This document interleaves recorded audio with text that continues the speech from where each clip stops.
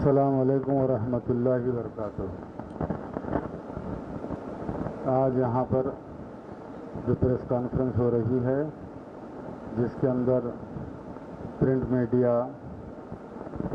Electronic media और social media और कई एक सीनियर सहाफ़ियाँ आए हुए हैं, उन सबको मैं तेलंगाना स्टेट हज कमेटी की तरफ से मैं इस्तकबाल करता हूँ और उन तमाम हज़रात का शुक्रिया अदा करता हूँ जो अपना कीमती वक्त निकाल के यहाँ आए। आज का प्रेस कॉन्फ्रेंस करने के दो तीन अहम मकासद थे। सब में पहले ये कि साल सऊदी अरब ने कई एक क़ानूनी कई एक तरमीमें लाई हैं, कई एक चेंजेस लाया है उन्होंने, और सेंट्रल हज कमेटी की तरफ से भी कई एक चेंजेस है। और गल्फ़ में जो वार है उसके ताल्लुक़ से भी जो सोशल मीडिया पे और दूसरे जगहों पर जो हो रहा है, आप हज़रात के माध्यम से, आप हज़रात के तवस्सुत से हमारे तमाम आज़मीन हज को तक ये न्यूज़ पहुंचाने की कोशिश करूंगा कि जो नए क़वानीन हैं, जो नए तरीक़े से जो हज करवाया जा रहा है, कि मीडिया एक ऐसा प्लेटफॉर्म है जहां से हमारा मैसेज वहां तक पहुंच सकता है। तो सब में पहले मैं सऊदी गवर्नमेंट के ताल्लुक़ से कहूँगा कि इस साल बहुत अच्छे इंतज़ाम की, क्योंकि धूप की शिद्दत वहाँ पर है, उसको मद्देनज़र रखते हुए उन्होंने कई एक तरमीमात किए हैं, जैसा कि 3 बजे के बाद बाहर निकलना, 12 से 3 तक सब खेमों में रहना, इस किस्म की चीज़ें थी। लेकिन इस साल 2 बड़े चीज़ें उन्होंने जो स्टेप लिया है वो ये है कि हर साल आज़मीन यहाँ से जाकर खा के अपना खाना खुद पकाते थे। इस साल सऊदी ने कहा कि गैस की सप्लाई नहीं होगी, खाना नहीं पकेगा, जो भी है आपको ख़रीद के खाना है। उसके लिए वो लोग ने 70-80 केटरिंग्स के रेप्यूटेड जो कंपनीज़ हैं सऊदी के, उनके नाम दिए हैं, और नहीं तो आप खुद जाकर होटल से ख़रीद के खा सकते हैं। और दूसरी बड़ी चेंजेस ये वहाँ पर यह है कि हर साल मर्दाना और जनाना को एक ही रूम में रखा जाता था। कई ऐसे वाक़यात देखने में मिले, 5-6 मर्द है, उसमें 2-3 ख़वातीन हैं, तो रात में सोते खुद में वो लोग पर्दा बांध लेते या बुरखा पहन के सोया करते थे। वो तमाम चीज़ें थी, वो पहलुएँ थी, उन सबको मद्देनज़र रखते हुए सऊदी ने मर्द हजरात को अलग और ख़वातीन को अलग रहने का इंतज़ाम किया है। जो अजीज़ व क़रीब हैं, मियाँ बीवी है या माँ के साथ बेटा है, तो उन्होंने ये प्रोविज़न रखा है कि आजू बाजू का कमरा या सामने का कमरा रखेंगे, ख़वातीन जो भी हैं उनके सामने रहेंगे और वो उनके बाजू रहेंगे। तो ये 2 बड़े चेंजेस हैं। दूसरी बात, सेंट्रल हज कमेटी ने इस साल उन्होंने एक स्मार्ट वॉच रखा है। गए साल कई हाजियों के बैगेज गुम हो गए थे, तो बैगेज को ट्रैक करने के लिए उन्होंने एक ट्रैकर भी दिया है, और ऑलरेडी हमारे पास स्मार्ट वॉच की टीम यहाँ पर आ चुकी है। आज सुबह से हमने हज कमेटी के मेंबर्स और हमारे एग्जीक्यूटिव ऑफिसर, हमारे असिस्टेंट एग्जीक्यूटिव ऑफिसर्स यानी खादिमुल हुज्जात, जिनको हज इंस्पेक्टर कहा जा रहा है, उनको भी हमें अलॉट करने की इजाज़त दी है। तो वो लोग यहाँ से जो प्लेन में जाएंगे फिर दोबारा वो हाजियों को यहाँ तक ला के छोड़ेंगे, वो जिम्मेदारी उनकी है। तो उनको किस किस्म से आज़मीन के साथ रहना है, उनको क्या करना है, कैसी खिदमत करनी है, यहाँ तक तो स्टेट हज कमेटी का काम है। इसके बाद जो वो रहेंगे तो हमारे हज इंस्पेक्टर्स रहेंगे, जो गवर्नमेंट सर्वेंट्स है, उनको टेस्ट लिया गया, उनको ट्रेनिंग दी गई है, वो लोग साथ रहेंगे और हमारे हाजियों की नुमाइंदगी करेंगे। उनको जो भी वहाँ पर मसाइल आ रहे हैं उसको देखकर वहाँ पर मसाइल को हल करेंगे। और तेलंगाना स्टेट हज कमेटी के 2 कंट्रोल रूम रखा गया, एक यहाँ पर 24/7 कंट्रोल रूम रहेगा, और जो तमाम हमारे खादिमुल हुज्जात जा रहे हैं वहाँ पर भी हमारा एक नोबल ऑफिसर रहेगा, वो उनको भी वहाँ पर भी वो लोग कंट्रोल करेंगे। ऐसी किसी की तबीयत ख़राब हो गई, कुछ हो गया, तो करीब की जो डिस्पेंसरी है वहाँ पर ले जाके उनका इलाज कराएंगे। तशवीश की बात यह है कि इस साल गर्मी ज़्यादा है, धूप ज़्यादा है, उसके लिए जो भी प्रिकॉशंस है, जो भी एहतियाती इक़दामात है, वो हम लेने की कोशिश कर रहे हैं। और एक ख़ास बात ये कि हज कमेटी के पास आके क्यों जाएं, डायरेक्ट भी जा सकते हैं। अरे भाई, बोर्डिंग पास खुद हज कमेटी में रहता है, तो अगर उसके अंदर 10-12 चीज़ें हैं जो यहाँ पर दी जा रही है इस साल। एक हज सुविधा ऐप उनको दिया जा रहा है, अडॉप्टर उनको दिया जा रहा है और एक आईडी कार्ड उनको यहाँ से दिया जाएगा। बैगेज के 2 टैग उनको लगाए जाएंगे, हैंड बैगेज का 1 टैग लगा जाएगा और उनको एकोमोडेशन का स्टिकर यहाँ पर चिपकाया जाएगा, फ्लाइट टिकट यहाँ पर दिया जाएगा। और अब तक जो इंडिया से दूसरे स्टेट से जो आज़मीन गए हैं सऊदी अरब, वहाँ पर पकाने का इंतज़ाम नहीं है बोलने के बावजूद भी हमें सुनने में मिला है कि लोग इलेक्ट्रॉनिक चूल्हे लेके गए हैं ताकि रूम में बैठकर छुप के पका लें। वैसी हरकत ना करें। उनके लिए 1 लाख यानी सऊदी गवर्नमेंट से फाइन भी रखा गया, जेल भी हो सकती है। इसीलिए हम उनका जो यहाँ पर बैगेज आएगा और अंदर जाने हमेशा यहाँ पर सिर्फ स्क्रीनिंग होती थी। कभी भी कोई भी स्टेट हज कमेटी में इमिग्रेशन यहाँ नहीं होता था, वो एयरपोर्ट में ही होता। यहाँ सिर्फ स्क्रीनिंग होती थी, बैगेज को तोला जाता था। इस साल स्क्रीनिंग भी रेड अलर्ट है, सारे दुनिया में रेड अलर्ट चल रहा है। जैसा कि हर साल हमें मिनिस्टर साहब को, चेयरमैन साहब को अंदर जाकर प्लेन को झंडी बजाने की इजाज़त, दिखाने की इजाज़त है। इस साल हमारे को अंदर जाने की भी इजाज़त नहीं है। जहाँ तक आज़मीन जा सकते हैं वहीं तक हम आज़मीन को इमिग्रेशन होगा वहीं तक जाने का हमें परमिशन दिया गया है। तो हम यहाँ पर आज़मीन का सामान लेंगे, यहाँ पर वेट करेंगे। अगर जब वो डायरेक्ट वो सामान लेके चले गए, ऐसे चूल्हे या ऐसे गैर ज़रूरी चीज़ें उनके साथ रहे या उनका लगेज एक्स्ट्रा रहा तो वहाँ पर फेंक दिया जाता, बाहर इनके रिश्तेदारों को तो नहीं पहुँचाया जाता। तो तेलंगाना स्टेट हज कमेटी यहाँ पर वेट का इंतज़ाम की है, यहाँ से ट्रैवलिंग का इंतज़ाम करे हैं। उनके बैगेज को वेट किया जाएगा, उसके अंदर ऐसे चूल्हे, कुकर, पकाने के चीज़ें रहे तो यहाँ पर निकाल दिया जाएगा और यहाँ से उनको हम बसेस में बिठाकर एयरपोर्ट को भेजेंगे। एयरपोर्ट पे भी हमारे ऑफिसर्स रहेंगे, यहाँ पर भी हमारे ऑफिसर्स रहेंगे। यहाँ पर उनको स्मार्ट वॉच उनकी यहाँ पर चार्ज की जाएंगी। स्मार्ट वॉच जो टीम आई है वहाँ पर ये बताएंगे कि स्मार्ट वॉच किस तरीके से ऑपरेट की जाती है। आपका बैगेज उनको भी ट्रैक करते हैं, उनका बैगेज को भी ट्रैक करते हैं। और किसी लोगों को फ़ौरन चलाना नहीं आता तो हमारे जो हज इंस्पेक्टर्स हैं उनको हम ट्रेनिंग दे रहे हैं। अभी भी उनकी क्लासेस जारी है और कल तक भी मैं बताया जाएगा। आज उनको स्मार्ट वॉच उनके हाथों पे लगा दी जाएंगी कि उसको किस तरीके से ऑपरेट किया जाए। तो बहरहाल तेलंगाना स्टेट हज कमेटी और तेलंगाना सरकार, ख़ास तौर पर हमारे चीफ मिनिस्टर साहब की हिदायत है कि जितने भी आदमी जा रहे हैं उनको किसी किस्म की कोई तकलीफ़ ना हो। हम 24/7 तमाम हमारे अरकान तेलंगाना हज कमेटी, हमारा स्टाफ और हम हुकूमत से ख्वाहिश कर रहे हैं कि और एक 30-40 आदमी दूसरे डिपार्टमेंट्स के भी हमें दें ताकि हम ऑपरेशन सही तरीके से कर सकें, हमारा कंट्रोल रूम सही रह सके। जितने भी आदमी जा रहे हैं उनकी खिदमत सही तरीके से हो, उनको बेहतर से बेहतर खाना खिलाया जाए और उनको सुकून। और यहाँ पर कई लोगों को तलबिया पढ़ना, कई लोगों को एहराम बांधना नहीं आता, कई लोगों को नियत हज करना नहीं आता है। तो कई ऑर्गेनाइजेशन जैसा कि मल्लेपल्ली की मस्जिद हो या बिनते हरम हो, ऐसे कई ख़वातीन आते हैं जो औरतों को एहराम बनते हैं और उनको नियत करवाते हैं और उनको तरीक़ा बताते हैं। और मल्लेपल्ली की मस्जिद और दावत इस्लामी कई लोग आते हैं जो मर्दाने को एहराम बनते हैं और उनको नियत कराकर यहाँ से भिजाते हैं। एक रूहानी मंजर रहेगा, कोई सोशल यानी क्या बोलते शोबाबाजी के लिए नहीं, कोई नया काम नहीं हो रहा है। जो बरसों से चला आ रहा है उसी को हम करने की कोशिश कर रहे हैं और बेहतर से बेहतर करने की कोशिश कर रहे हैं।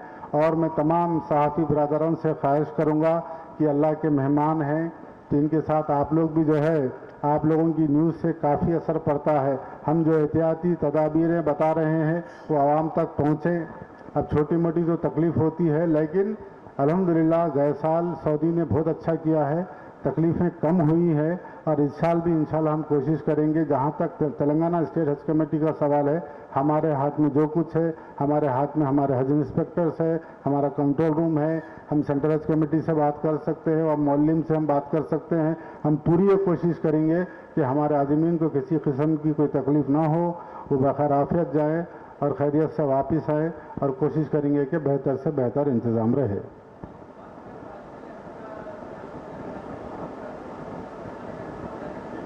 क्या उसमें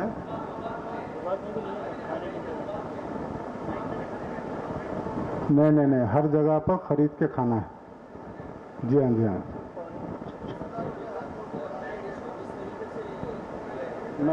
मैं बता, जरा वो डेमो बताओ, वो आगे इसके ट्रैकर्स ला। सर, हाजियों के लिए 10,000 इजाफा किया गया है, उस जी। चीज के लिए। देखिए, ये हाजी पहले तो बताया गया था कि कुछ भी इजाफा नहीं हो रहा है। ये सेंट्रल हज कमेटी का डिसीजन है कि जो 10,000 रुपये ज़्यादा किया गया है उसको ख़ासतौर पर दिल्ली से जनाब इमरान प्रतापगढ़ी साहब ने उसकी मुखालिफत की और जनाब असदुद्दीन ओवैसी साहब ने मुखालिफत की। हम भी जो है सेंट्रल हज कमेटी को लिखे हैं।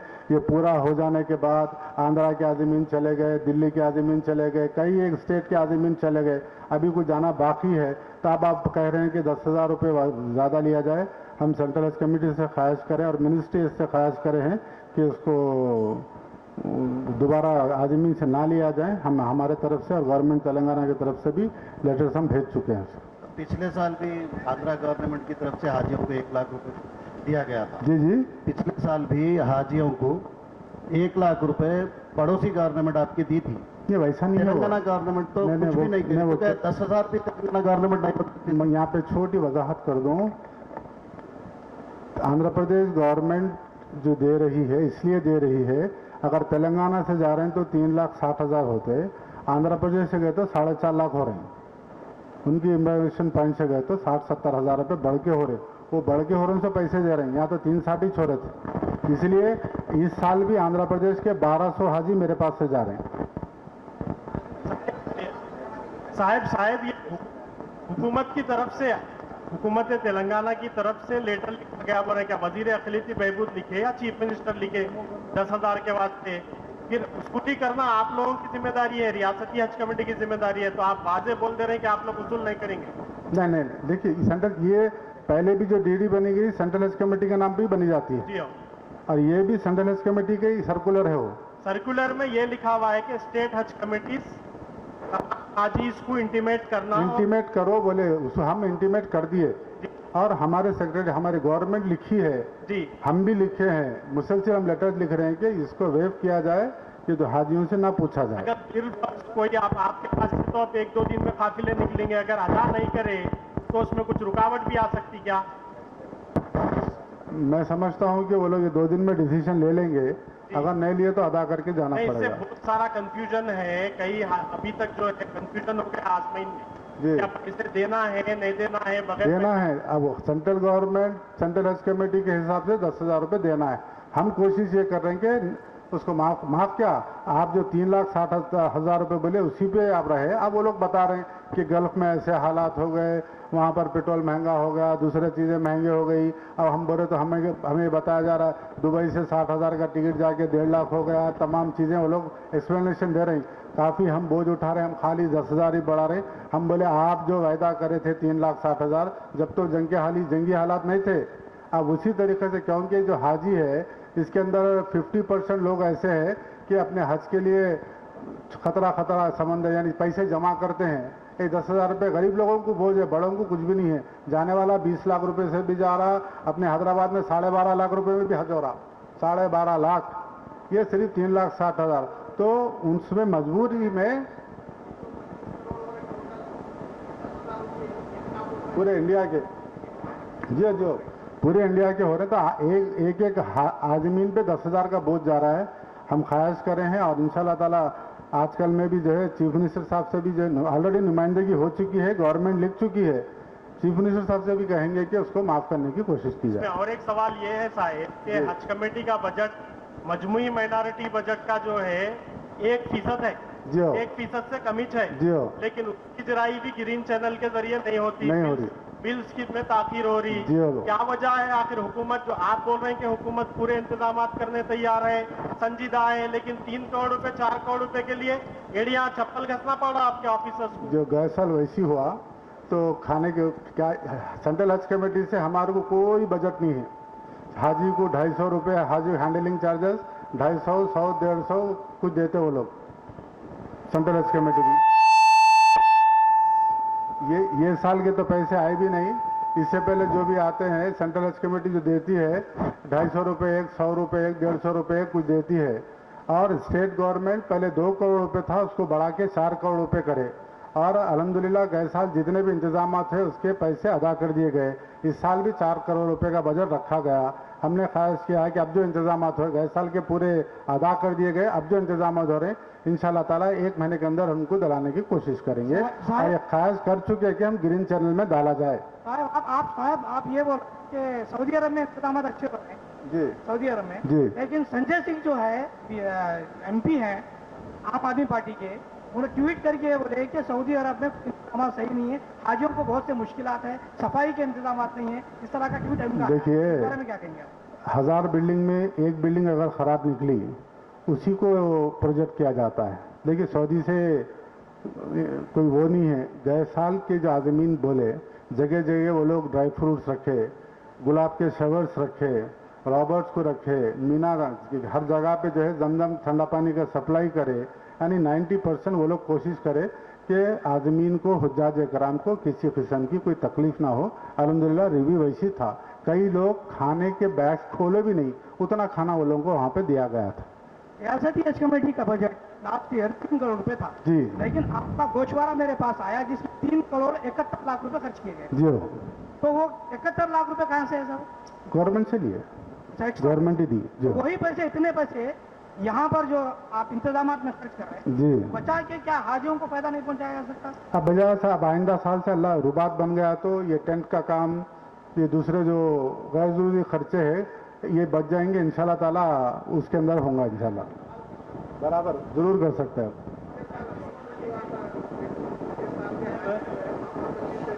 जी हो, तो ये साल इंशाल्लाह ताला हमारे चीफ मिनिस्टर साहब उसका संग बुनियाद रख कर आएंगे और यहाँ आके रखेंगे, हमें उम्मीद है। नहीं ये उसके लिए बड़े बड़े मैं आपको बताता हूँ, यहाँ पे चीफ मिनिस्टर साहब 10-20 करोड़ का ऐलान किए थे उन्होंने, तो उसके लिए बेंगलोर में जो हज हाउस बना है वो इंडिया का बेहतरीन हज हाउस है। हमारे एग्जीक्यूटिव ऑफिसर वक्बर्ट का स्टाफ वहाँ पर गया, उसका मॉडल लेके आए, वहाँ के आर्किटेक्ट आए, वहाँ के इंजीनियर्स आए, आकर उन्होंने मॉडल बताया, बेहतरीन मॉडल हमारे मिनिस्टर साहब के सामने पेश किया गया, उसको अप्रूव भी कर देंगे अनकरीब में। एक ऐसा प्यारा हज हाउस हज रुबात बनेगा, यानी 10-20 करोड़ का नहीं, मैं समझता हूँ कि 100 करोड़ के ऊपर का रुबात यहाँ बनेगा इंशाल्लाह। अब एक चीज ये पूछना था,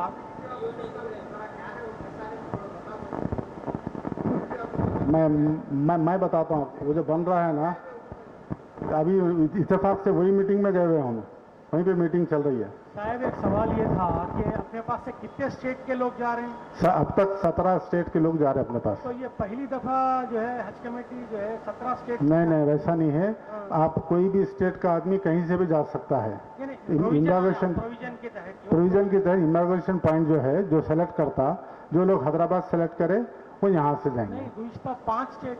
नहीं गुज़िश्ता भी 14-15 थे। अब जुमला कितने हमारे आदमी? अभी तक 9,960 है, हो सकता है और एक प्लेन बढ़ जाए। ठीक हो। तेलंगाना के 6,600 तेलंगाना के।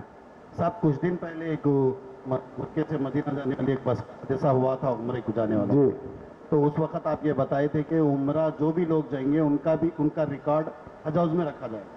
तो अब जो हाजियां जा रही प्राइवेट से भी जो लोग जा रहे हैं उनका भी रिकॉर्ड आपके पास है सर? जी नहीं, कितने? देखिए ये ministry of minorities affairs foreign affairs के पास रिकॉर्ड होता है, उनको हज मिनिस्ट्री, उनको वीज़ा मिनिस्ट्री देती है। तेलंगाना हज कमेटी से जो जा रहे हैं उनका, दूसरे स्टेट वालों का टेलीफोन नंबर, एड्रेस, रिकॉर्ड, हर चीज़ हमारे पास मौजूद है।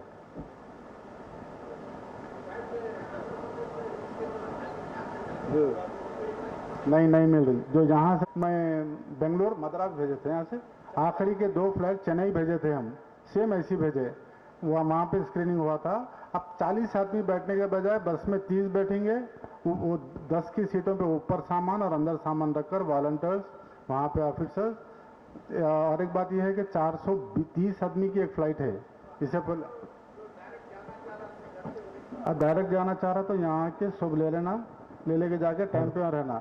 स्मार्ट वॉच के लिए 24 घंटे पहले आना है हम, क्योंकि आप लेने के लिए जी हो तो आप उनका ले सकते हैं। अगर आप जाना चाह रही हैं, तो ले भी ले सकते हैं आप। हाँ, यहाँ पर 1-2 घंटे बैठ के उनका जो स्मार्ट वॉच जो हरा टैग लगा लेना, तो हम क्या चाह रहे थे कि टैग जो लगेगा, जो सामान आएगा, हज कमेटी बुला के ये तब मैं आपका अभी जितने आइटम गिना ना, जैसा कि तो ट्रैकर कहाँ बैठे, ये ट्रैकर लगाया जाएगा उनके बैगों को, जैसा ये बैगेज दूंगा, बैग को टैग करना है, ये कर लेके स्मार्ट वॉच को जो है कनेक्ट कर लेके चले जा सकता हूँ, चले जा सकता हूँ। अगर उनको नियत बनना आता है, हराम बनना आता है, तो अपने घर से करके चले जाने दीजिए उनको। अब तक शहर में 14 हुए, डिस्ट्रिक्टों में तो कई हुए, सबों में हुए। हजरत अल्हम्दुलिल्लाह उलमा इकराम की ऐसी सर्विस है जिनको एहराम के साथ साथ एराब की गलतियां सना से लेकर सुने सलाम फेरने तक, नमाज की भी ऐसे उलमा इकराम है हमारे पास, नमाज में भी जो गलतियां आ रहे थे वो भी दुरुस्त करे अल्हम्दुलिल्लाह हमारे पास।